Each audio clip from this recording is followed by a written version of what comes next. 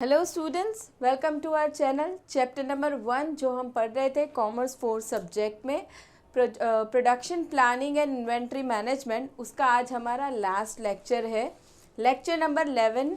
आगे के लेक्चर्स आपने नहीं देखे हैं तो लिंक मिलेगा आपको डिस्क्रिप्शन बॉक्स में।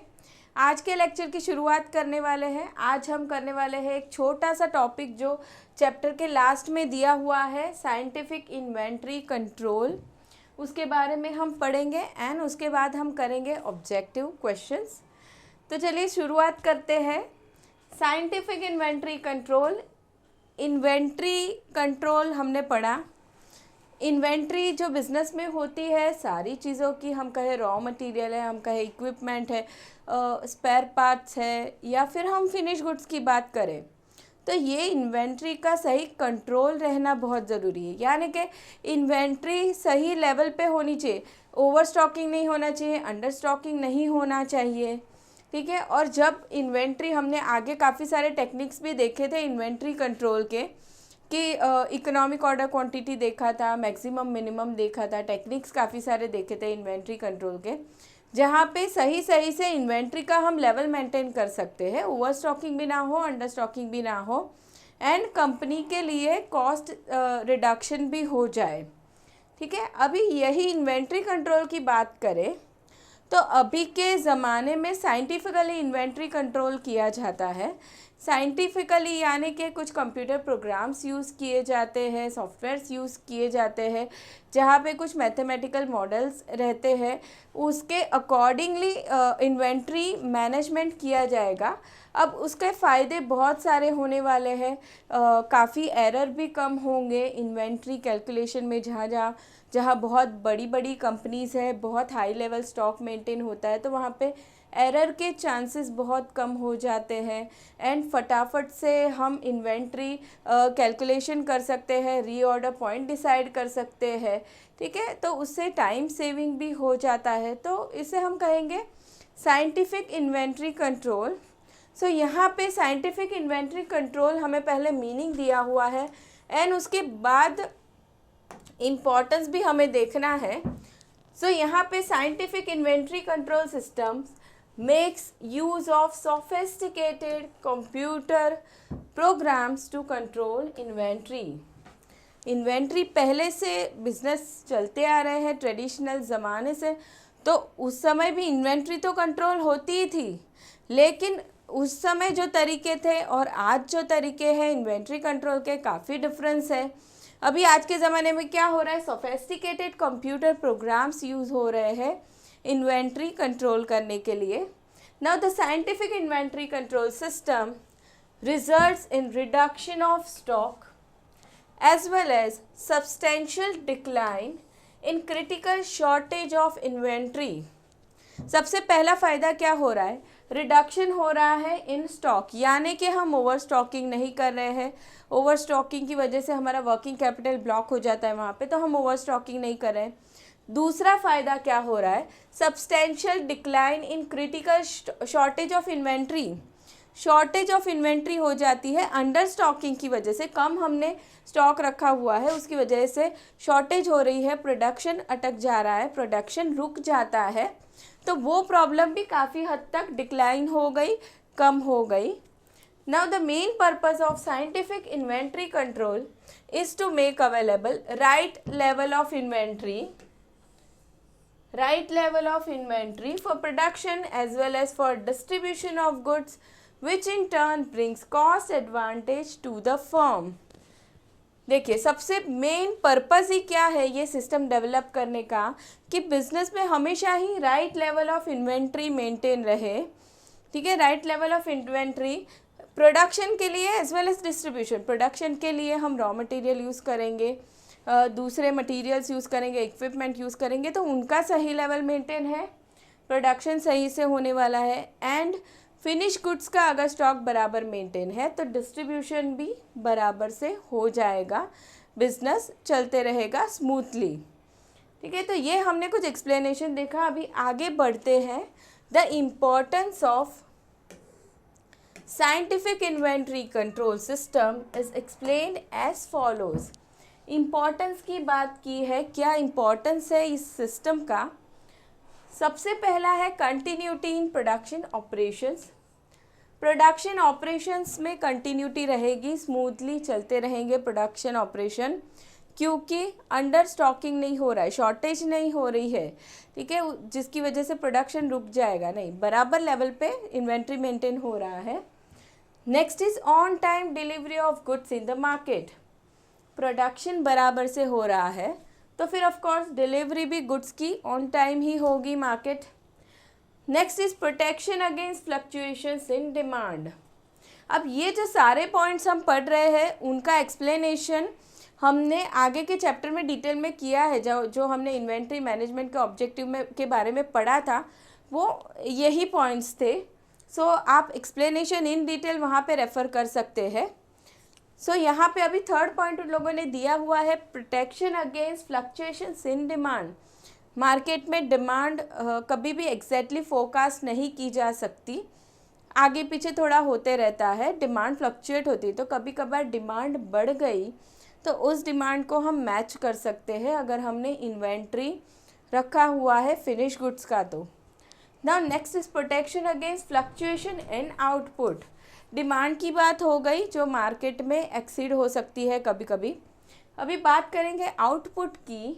आउटपुट भी फ्लक्चुएट हो सकता है। जो हमने शेड्यूल किया था, आउटपुट जो हमने सोचा था, टारगेट किया था, वो आउटपुट अगर कुछ रीज़न से हम अचीव नहीं कर पाते हैं तो फिर भी हम मार्केट में डिमांड को मैच कर पाएंगे। कैसे? क्योंकि हमने फिनिश गुड्स मेंटेन रखा हुआ है, ठीक है। Now next is effective use of working capital.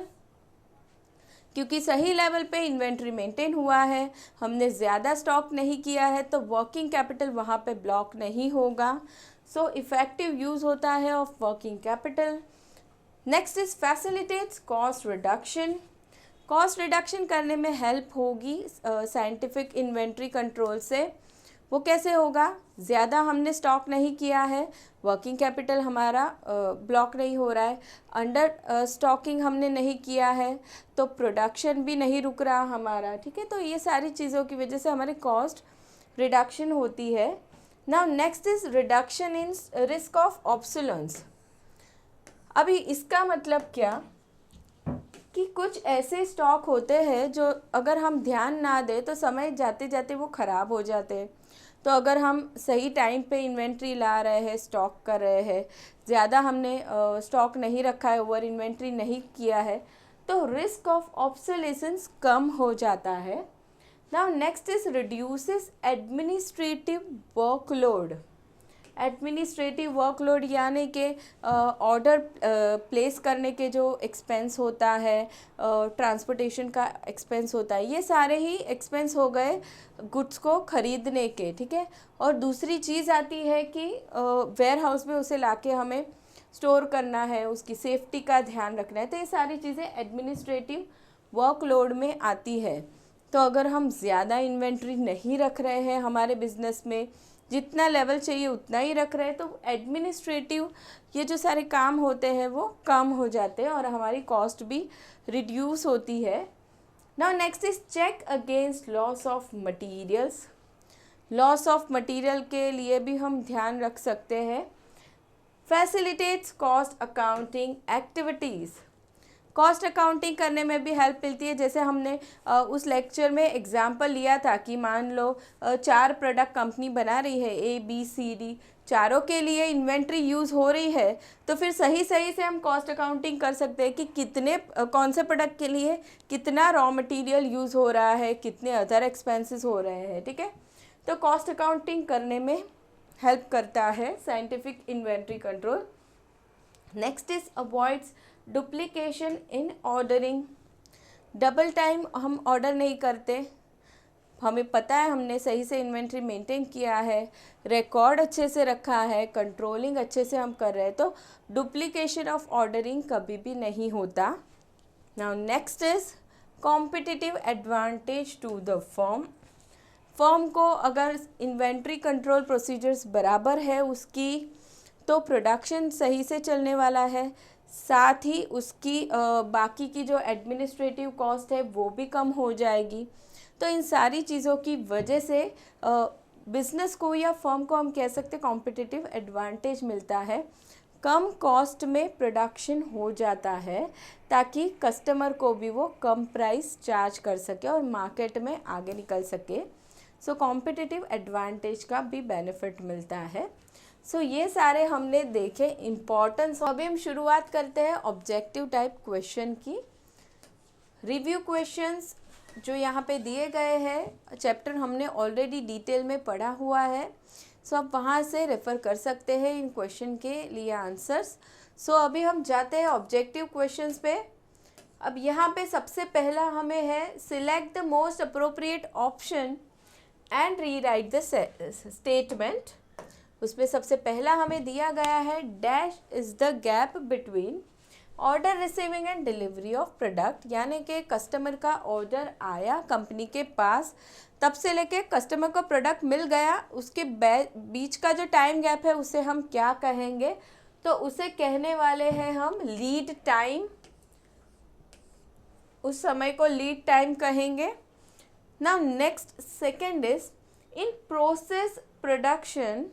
Process production में dash product type is produced, multiple, few, single या सेवरल। तो यहाँ पे सिंगल प्रोडक्ट टाइप ही बनेगा प्रोसेस प्रोडक्शन में, एक ही, क्योंकि दूसरे किसी प्रोडक्ट के लिए वो प्रोसेस चेंज हो जाएगा। सो प्रोसेस प्रोडक्शन में मोस्टली सिंगल प्रोडक्ट टाइप होगा। Now third is in dash production system goods are produced on a large scale and stocked till they are demanded in the market। तो यहाँ पे answer आने वाला है mass production system. Bulk में बहुत सारी क्वांटिटी में गुड्स बना दिया जाएगा डिमांड फोरकास्ट करके, और फिर वो स्टॉक किया जाएगा till they are demanded in the market. Now next fourth is in dash production system items are strictly produce as per customers specification. Customer बताएगा वैसे ही गुड्स बनाना है, तो वो कहाँ पे होगा? कस्टमर बैच, मास या जॉब। तो जॉब प्रोडक्शन में ऐसे होगा कि कस्टमर स्पेसिफिकेशन के अकॉर्डिंगली ही प्रोडक्ट बनाया जाएगा। Next mass production is an example of dash production system. Now general, continuous, intermittent या स्पेसिफिक। तो मास प्रोडक्शन की हम बात करें तो यहाँ पे आंसर आने वाला है कंटिन्यूअस प्रोडक्शन सिस्टम, उसका एग्जाम्पल है वो। Now next is dash refers to monitoring of actual production. Actual production को मॉनिटर करना है, सो उसे क्या कहेंगे? डिस्पैचिंग, रूटिंग, शेड्यूलिंग या फॉलोअप। तो फॉलोअप आ जाएगा। Now next is routing dash scheduling in production planning. Precedes, follow, simultaneous with या has no relation with। तो रूटिंग की बात करें तो वो शेड्यूलिंग के पहले आता है, तो उसे हम प्रीसीड्स कहेंगे। रूटिंग पहले पाथ डिसाइड किया जाएगा, फिर शेड्यूलिंग, टाइम टेबल उसके बाद में बनने वाला है। Now next is dash is the ratio of output to input. तो उसे हम कहने वाले हैं प्रोडक्टिविटी। प्रोडक्टिविटी का मतलब होगा ratio of output to input, कितना इनपुट हमने लगाया तब जाके कितना आउटपुट बन गया, उसका ratio is productivity. Now next ninth is dash is an element of production planning. Dispatching, routing, ascertaining या फॉलोअप। तो यहाँ पे आने वाला है routing, element of production planning है ये। Now next is under dash production a single order is executed. एक ही ऑर्डर एग्जीक्यूट होगा, वो किसके अंदर होगा? सो वो होगा project production.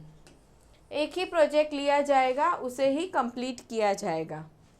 Next 11 is dash is a process of maintaining and monitoring the size of inventory at appropriate level. तो उसे हम क्या कहेंगे? Production control, process control, quality control या इन्वेंट्री। तो यहाँ पे आने वाला है inventory control. Now next 12th is dash is concern with giving orders and instruction to factory workers instructions देने हैं, ऑर्डर्स देने हैं, उसे हम क्या कहेंगे? डिस्पैचिंग कहेंगे। डिस्पैचिंग में ऑर्डर्स दिए जाएंगे, वर्कर्स को इंस्ट्रक्शंस दिए जाएंगे। Next is dash involves computation of total operation time required for various processes. जितने भी प्रोसेस है उसका टोटल टाइम कितना होगा वो डिसाइड करना है, तो वो किया जाएगा अंडर लोडिंग। लोडिंग में कंप्यूटेशन होगा of total operation time. Next 14 is deciding the start time for every production activity is an aspect of।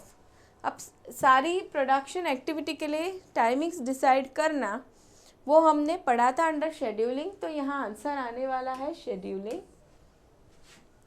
Activity का start time end time decide किया जाएगा। Now next is procurement of raw material as per production requirement is an aspect of procuring of raw material, तो वो आने वाला है under routing, scheduling, loading या dispatching, तो वो होगा अंडर डिस्पैचिंग। ठीक है, रूटिंग का अलग काम है, पार्ट डिसाइड करना, शेड्यूलिंग टाइम टेबल बनाना, लोडिंग यानी कि टोटल टाइम कैलकुलेट करना, तो आएगा dispatching. Answer is dispatching. Now next is comparing of actual production with planned targets is an aspect of। ठीक है, एक्चुअल को प्लान के साथ कंपेयर करना है, वो कहाँ पे होगा? Under follow up. फॉलोअप में होगा। Now identifying corrective measures to correct deviation is an element of, तो वो एलिमेंट भी होगा फॉलोअप का। फॉलोअप में ये सारी चीज़ें होगी, कंपेयरिंग होगा एक्चुअल एंड प्लान का, और जो डेविएशन आया उसका करेक्शन भी यहीं पे होगा। Next is 18 is determination of lot size is an element of. Lot size कहाँ पे डिसाइड किया जाएगा? तो वो होगा अंडर रूटिंग। ठीक है, यहाँ पे होगा, answer is routing. Next 19 is determining what to make and what to purchase is an aspect of। क्या बनाना है, ठीक है, क्या खरीदेंगे हम रॉ मटेरियल, तो वो सारी चीज़ें आने वाली है रूटिंग में। Answer is routing. 19 क्वेश्चन हो गया, आगे बढ़ते हैं। 20 preparation of a time table for production activities is an element of. Time table की बात आ गई है, देखिए, तो यहाँ आंसर आने वाला है scheduling. Now dash refers to a sequence of operations that transform input into a desired form of output. Simple, input को आउटपुट में कन्वर्ट किया जा रहा है, उसे हम क्या कहेंगे? उसे हम कहेंगे प्रोडक्शन। प्रोडक्शन का मतलब हो जाएगा इनपुट को कन्वर्ट किया है आउटपुट में। Now next is Dash is concerned with productivity improvement by redesigning existing jobs or by designing new jobs। ठीक है, प्रोडक्टिविटी इम्प्रूवमेंट करना है, तो वो यहाँ पे आंसर आने वाला है हमारा वर्क स्टडी। वर्क स्टडी करके नए जॉब डिज़ाइन होंगे या जॉब्स रीडिज़ाइन होंगे for improvement. Next 23rd is dash includes finish product, parts and services. तो ये क्या है? ये है आउटपुट। सॉरी, आउटपुट में आएगा finish product, service, parts etcetera. Now next is dash system is a sub system of manufacturing that includes all function required to design, develop, distribute and service a product, तो उसे हम क्या कहेंगे? Production system, जिसमें ये सारी चीज़ें आने वाली है, डिज़ाइन करना, डेवलप, डिस्ट्रीब्यूट, ये सारी चीज़ें आएंगी। Next is mass production is also called as dash production. Mass production का दूसरा नाम हमने पढ़ा था फ्लो प्रोडक्शन है। नेक्स्ट आगे जाएंगे। The concept of quality circles was introduced by dash in Japan. Quality circle का कॉन्सेप्ट लाया था इशिकावा कोरू ने। इन जापान, सबसे पहले जापान में आया था ये concept. Next is dash is a small group of employees who meet regularly to identify, analyze and solve work related problems। Group of employees मिल रहे हैं प्रॉब्लम सॉल्व करने के लिए, तो उसे हम कहेंगे क्वालिटी सर्कल्स। क्वालिटी सर्कल जो सजेशन देंगे related to problem. Next is dash refers to man machine relationship design to match technology to human requirement. तो ये कुछ नया कॉन्सेप्ट था जो हमने देखा था, उसे कहते हैं एर्गोनॉमिक्स, जहाँ पे मैन मशीन रिलेशनशिप स्टडी किया जाता है। Next 29 is dash is a broad technique that makes use of mathematical models to solve management problems including those relating to productivity. तो ये कौन सा टेक्निक होगा? ये है ऑपरेशंस रिसर्च, जहाँ पे मैथमेटिकल मॉडल्स यूज़ किए जाते हैं। जो हमने एग्जांपल्स देखे थे, लीनियर प्रोग्रामिंग था, गेम थियोरी था वगैरह, वो आएगा under operations research. Next question is dash is concern with the optimum use of materials used in the manufacturing process. तो यहाँ पे आने वाला है मटीरियल मैनेजमेंट, जहाँ पे मटीरियल के ऑप्टिमम यूज़ के लिए सोचा जाएगा। ठीक है, चलिए, तो यहाँ पे हमारा फिल इन द ब्लैंक्स हो गया है। आगे बढ़ते हैं ट्रू और फॉल्स की तरफ। State whether the following statements are true और फॉल्स। यहाँ पे सबसे पहला है scheduling is the process of deciding the path of work and the sequence of operations. तो ये फॉल्स है। ठीक है, शेड्यूलिंग में तो टाइम टेबल डिसाइड होता है।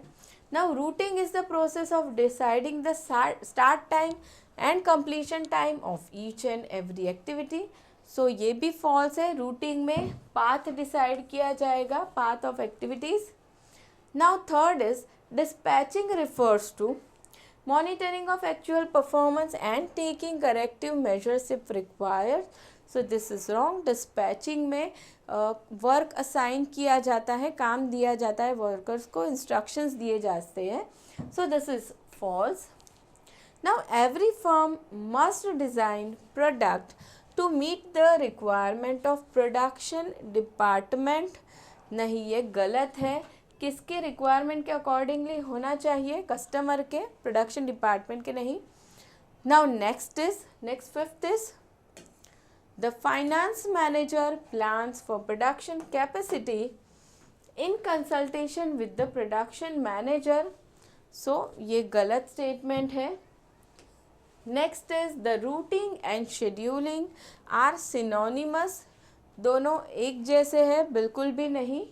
रूटिंग एंड शेड्यूलिंग दोनों अलग है। रूटिंग में एक्टिविटीज़ के पाथ डिसाइड करने होते हैं, शेड्यूलिंग में एक्टिविटीज़ का start time end time decide होता है। तो ये स्टेटमेंट फॉल्स हो जाएगा। Next is scheduling precedes rooting in production planning. ये फॉल्स है। हमेशा रूटिंग पहले होगा, फिर शेड्यूलिंग आता है। तो रूटिंग प्रीसीड करता है शेड्यूलिंग को, तो this is wrong. Timely maintenance of machines enhances breakdown time of machines. तो ये फॉल्स है। मेंटेनेंस ब्रेकडाउन टाइम कम करेगा, बढ़ाएगा नहीं। Next is inventory control monitors inventory of only raw materials. नहीं, फॉल्स है ये स्टेटमेंट, क्योंकि इन्वेंट्री में सारी चीज़ें आती है, रॉ मटेरियल भी आता है, spare part, equipment, finish goods भी आएगा। तो ये फॉल्स है। Next is steady flow of production is one of the objective of marketing department. नहीं, ये रॉन्ग है, false. Steady flow of production marketing department का ऑब्जेक्टिव नहीं है। Next is follow up is an important element of production planning. ये false है। Planning में follow up कभी नहीं आएगा, रूटिंग आएगा, शेड्यूलिंग आएगा। Next is generally customers prefer longest possible lead time. बिल्कुल भी नहीं, फॉल्स है। कस्टमर्स हमेशा चाहेंगे कि उन्हें जल्दी प्रोडक्ट मिल जाए। लीड टाइम यानी कि कंपनी के पास कंपनी को ऑर्डर मिला, रिलेटेड टू प्रोडक्ट और कंपनी ने प्रोडक्ट डिलीवर किया, उसके बीच का टाइम गैप, तो वो हमेशा कम होना चाहिए. Now next is a typical production system consist of only two component, that is input and output. तो ये भी फॉल्स है. इनपुट प्रोसेस आउटपुट होने वाला है. ओके, तो ये स्टेटमेंट गलत है. Next is an in intermittent production system most items are produced in a large quantities. तो ये फॉल्स है. हमने दो देखे थे, इंटरमिनेंट एंड दूसरा कंटिन्यूस प्रोडक्शन सिस्टम. तो कंटिन्यूस में लार्ज क्वांटिटी में गुड्स बनेगा, आइटम्स बनेंगे. Now next is batch production is a form of continuous production system. So this is false. Batch production intermittent production system के अंदर आता है. Next is इंटरमिनेंट production system is operated on the basis of demand forecast. So this is false. Continuous production system is operated for specific orders. ये भी गलत है. Continuous production system हमेशा demand forecast करके होगा, customers specific order के हिसाब से नहीं होगा. Now next is mass production is an example of intermittent production system. तो ये फॉल्स है. ठीक है, mass production continuous production system के अंदर आता है.